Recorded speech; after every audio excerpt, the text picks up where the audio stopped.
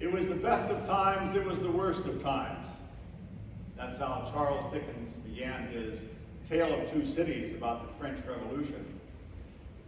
The best of times, the worst of times can be said about a lot of times, and maybe even our times. The best of times because the stock market is as high as it's ever been. I didn't check it on Friday, but it's just about ready. The Dow Jones is about ready to go over the 35,000 mark. The worst of times because of the poor conditions in which we are living, caused by the worldwide COVID pandemic. Millions of deaths, tens of millions infected, jobs lost, businesses failed. It has been the worst of times for a lot of people. It's been 100 years since we've had such a pandemic. Nobody alive today remembers that time. So we're creating our own memories of this era. Businesses, schools, churches, even governments have slowed down and even shut down. We went to our favorite restaurant this morning over in Scottsdale, and we discovered that it was closed. It was out of business. It was shut down. We've been obliged to quarantine ourselves, curb our activities and travel, live in isolation, limit our contacts with friends and families. We've learned to live our lives in front of screens, TV screens, and computer screens. Businesses have been conducting their businesses virtually. I mentioned earlier the General Synod of the United Church of Christ is being conducted all week virtually. People around the country are watching the General Synod and participating in the General Synod virtually. Houses of worship have been conducted by high tech. We're being recorded today on YouTube. We have some folks will be listening to this sermon next week. But things are so different, even strange, as we sit in worship. Some with masks, social distance, apart from each other. High tech has taken the place of high touch. No longer do we have hugs and smiles and handshakes, at least in some corners of our worship services. No longer do we have coffee hours where the continuation of worship continues, our worship experience. We're trying to return to a more normal way of living.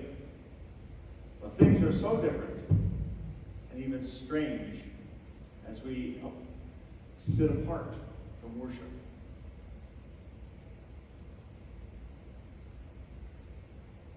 It's during these fragmented times it's so difficult to stay focused and keep the main thing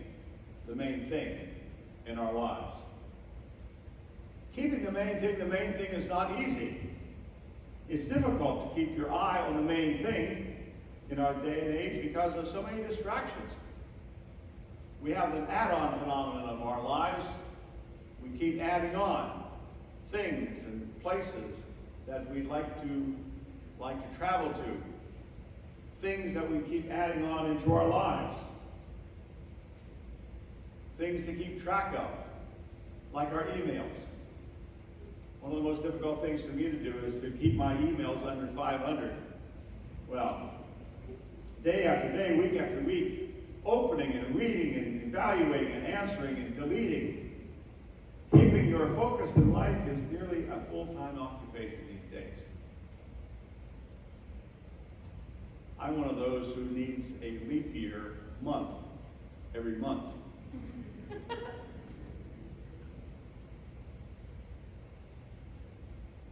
An article was entitled, "I've Been Diagnosed." The writer describes her crippling affliction. It's called the "but first" syndrome. Maybe you can identify with this. She said the way that the symptom manifests itself in her is like this. she decided to do her laundry, and she started down the hall, and when she got to the end of the hall, she noticed a newspaper on the table in the hall. Okay, I'll do the laundry, but first I probably ought to read the newspaper. Then she noticed mail on the same table. Oh my, I need to read the newspaper, but first I need to answer my mail. Maybe there's some bills in there that need to be paid. And where's my checkbook? What's this glass doing on the table also? Who put this glass here? I'll find the checkbook, but first I've got to take this glass to the kitchen. As I arrive in the kitchen, I see that my plants on the windowsill are parched. As I put the glass in the sink, I notice also that the TV remote is on the kitchen counter. Who put this here? I do have to water my plants, but first I'm going to put the TV remote in the family room. Ah! I just stepped on the cat who's underfoot. I haven't fed the cat. So I have to feed the cat and then take the remote down. Well, you get the idea. It's at the end of the day. The laundry's not done. The newspapers are still on the floor. The glass is still in the sink. The bills are not paid. The checkbook is still lost. And the starved cat has just eaten the TV remote. When I try to figure out why nothing got done today, I'm baffled. Because I feel like I've been busy and active and pressured all day. Keeping the main thing is not easy. Life is filled with distractions. The phenomena of life, distractions, which push and pull us in all directions, which seduce us from our called course, the main thing in our lives. Distractions are not new. Jesus had distractions in his life. He told a parable one time about a man who was giving a great banquet, and he invited a lot of his friends. And he said that I will call you when the feast is ready. And so the feast was ready, and he sent his slave out to invite his friends. Come, for everything is ready for the banquet. But they all began to make excuses. You remember the story. The first said to him, I bought a piece of land, and I have to go out and inspect it. So please accept my regrets. I can't be there at your banquet. Another one said, I bought 5 yoke of oxen. I have to go out and inspect them to see if they're healthy and strong. Please accept my regrets. And another one said, I've just been married, and therefore I cannot come. Keeping the main thing is not easy in our lives because of distractions. But Jesus was able to keep the main thing. The scripture lesson for this morning reminds us of how Jesus did this, and that he was tempted to go off course. He'd just been baptized. It was an elating experience for him. The heavens opened. The Holy Spirit came down on him like a dove. The voice of God proclaimed, you are my beloved. With you I am well pleased. Life couldn't get much better. Jesus must have been pumped up at that time. He had it made. And then came the temptations. How much power did Jesus really have? The strength of his power would be tested. But the more important question was, how was he going to use that power? Jesus was tempted to use that power in several ways. The first was for economic gain. Turn this stone into bread. For political gain. Attaining all the kingdoms of the world. For social religious gain, by being rescued from a certain death as he would plummet himself off of the highest pinnacle of the temple. These were not just stories, these were real temptations for Jesus. as he described, as he thought about how he would use his power. Jesus was in the debate of his life. The scriptures tell us the devil tempted Jesus.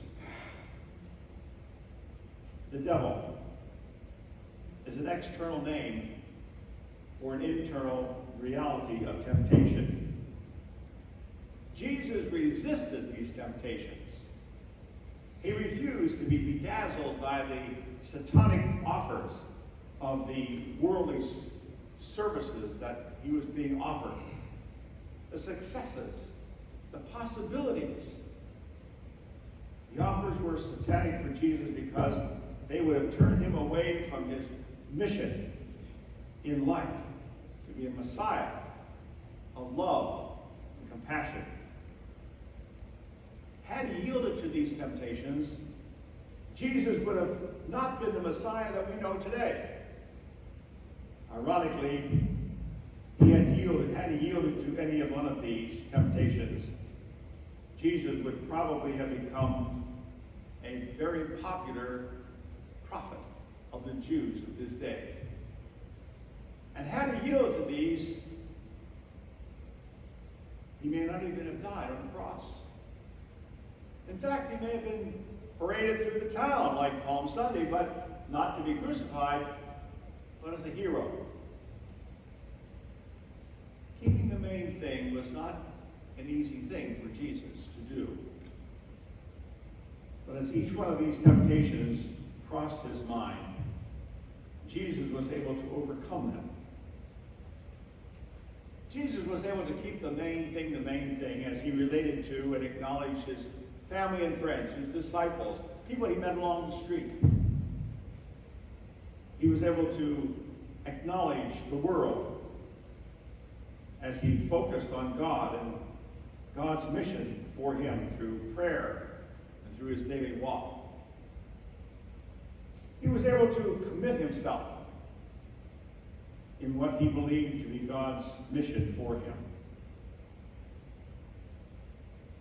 But the devil, that external name for an internal reality, never left Jesus.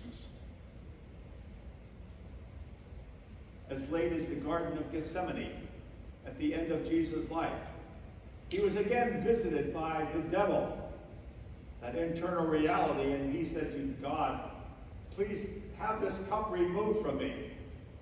Sweating great drops of, as if it were blood coming out of his forehead. Tempted to walk away.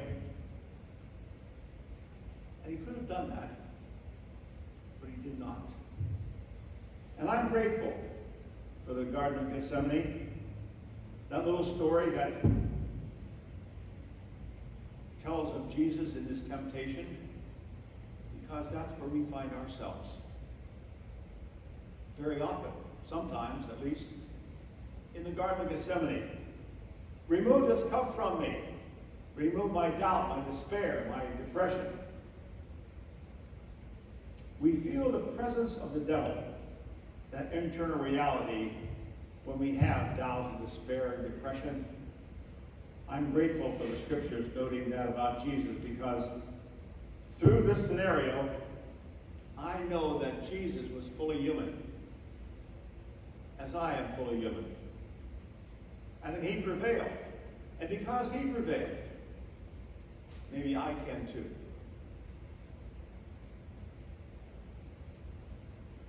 What about your main thing? Remember the movie City Slickers? Curly, the burly foreman on the camel drive, played by Jack Palance, and Mitch, the kid from New York City, played by Billy Crystal. Curly told him one day that life comes down to one thing. And when Mitch asked him, what is that one thing? Because he really wanted to know. Curly said, that's for you to find out. What is that one thing? Or what could be that one thing? The main thing for you as you continue your faith journey.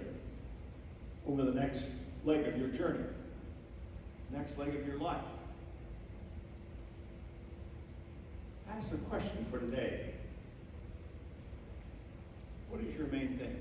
There's no right or wrong answer for it. It's your answer. Whatever your answer is, that's what it is. It's not right or wrong. Here's a thought starter as you begin thinking about the main thing in your life. After his death, Joanne Rogers